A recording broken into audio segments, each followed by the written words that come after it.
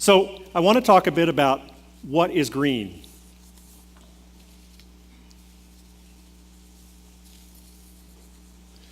And as always, when you're talking about the emotional reaction of products and the emotional decisions that you make in your life, really the most fun thing to talk about is automobiles.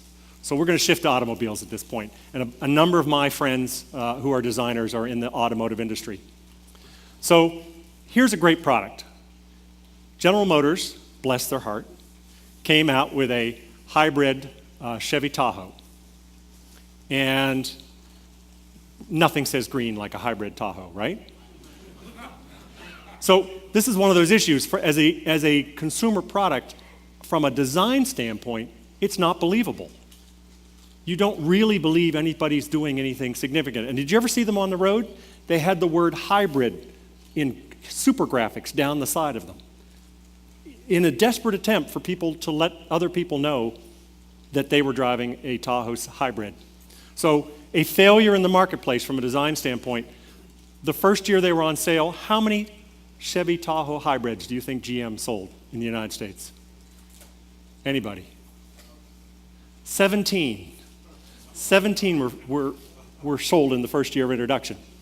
The concept's all wrong, the presentation's wrong, the design's wrong.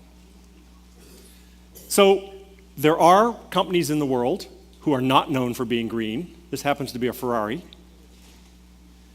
Now, Ferrari is now concerned about their image because, again, they're not known for being an environmentally sound company. So they're coming out with a hybrid, a green car. Notice how they have very cleverly painted it green.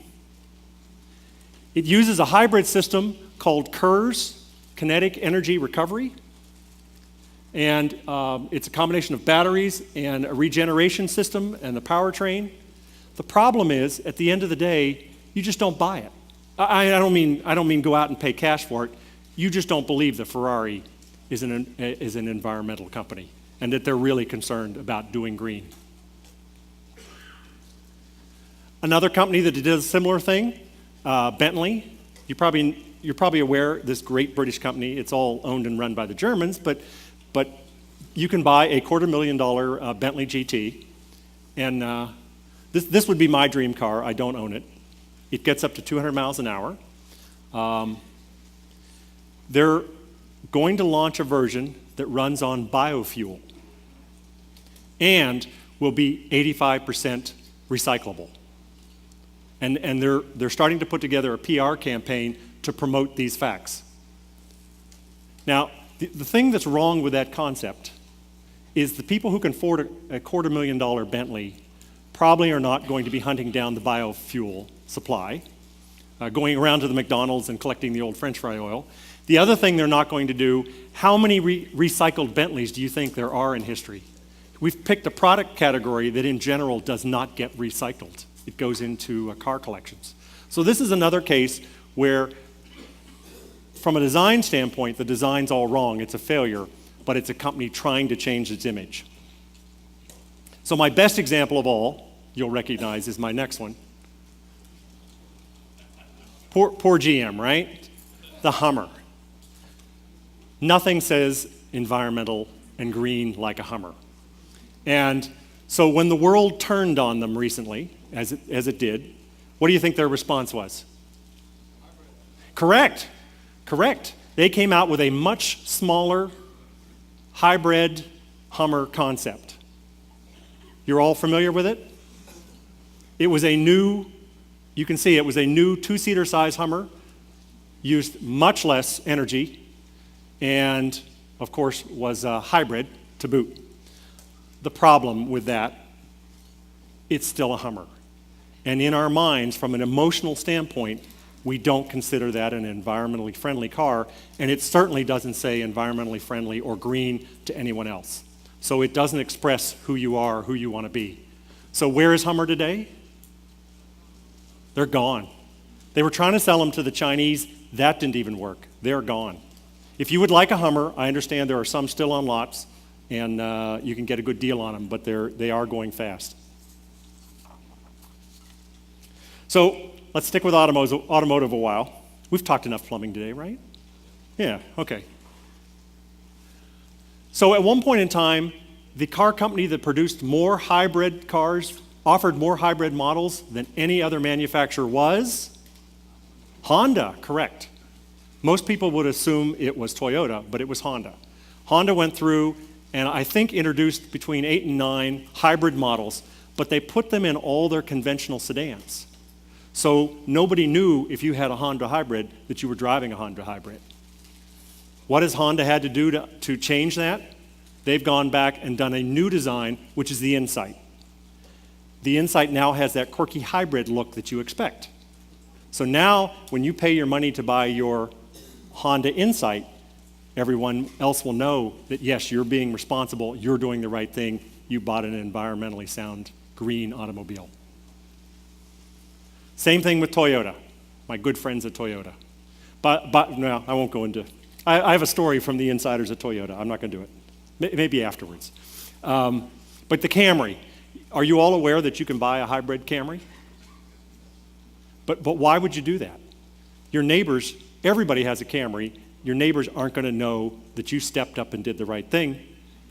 You can get a regular Camry or you can get a hybrid Camry, but how about Priuses? Can you get a regular Prius with a V6, turbocharged V6 engine in it? No, everybody knows that quirky look, the design, and the name alone that you've made an environmentally sound choice. So there's a famous automotive designer. He worked at BMW. He's the guy who did the last round of Aston Martins that are so desired out there. He left and started his own company. His name's Henry Fisker. And Fisker opened up a coach shop. He would make you a bespoke or custom-made automobile. He would start with a BMW 6 Series or a Mercedes SLR, and he would reskin it with the design you wanted. And his customers were obviously incredibly wealthy people, those making $100 million to $1 billion in value. So one of the people that he was targeting was Leonardo DiCaprio. And he was someplace where he ran into Leonardo, and he asked him, why would you not consider buying one of my cars, knowing that Leonardo was his target audience? And what he learned was that DiCaprio drives a Prius and would never think of buying one of Fisker's cars because it's environmentally the wrong message to send. And DiCaprio wants to project himself as a responsible citizen of the world. He wants to be more like my buddy John Muir here. And by the way, Henry Fisker has a new car coming out end of the year. Wait till you see it. It's outrageous, but it is a hybrid. And it's a plug-in hybrid, so you can recharge it in your garage at night. And then, so my last car that I'm going to show you, sadly, this is what Toyota's working on. They are working on all electric. I'm sure they're going to name this a Prius because we've all emotionally been attached to the notion that a Prius is a responsible thing to buy versus the rest of the Toyota line. And you can see the design is edgy. That's because early adopters, and I'll talk about early adopters later, early adopters want to be able to communicate to all others what they're doing, that they're responsible people, and that they're moving forward. So we all know this, live responsibly, be more efficient, more cost effective equals eco-friendly. And it is possible to do social change. And it's possible to do it in a way that's comprehensive, environmentally sound, and with good design. Certainly, social change we saw is all of us switching to the fluorescent compact bulbs. Though you know there's hoarders who are afraid that the incandescent bulb's going to go away. So back to design real quick. Here's the design process. This is how my team and I do it. We start with trends, and so we'll go over some trends here in a minute. We talk to consumers, which was what Craig was talking about. You see what consumers, what they want, what are the problems in their life, what would they like to see changed. We look what's out there. We sort of chart out a design strategy of putting that all together. If the marketing department's working well, there's a design brief that talks about what we ought to be doing. We do concept sketches, and then we come up with final products. So that's the process that my team goes through whenever we're coming up with a new product. Hopefully, if we do a good job, engineering and manufacturing are talking to us along the way in those steps.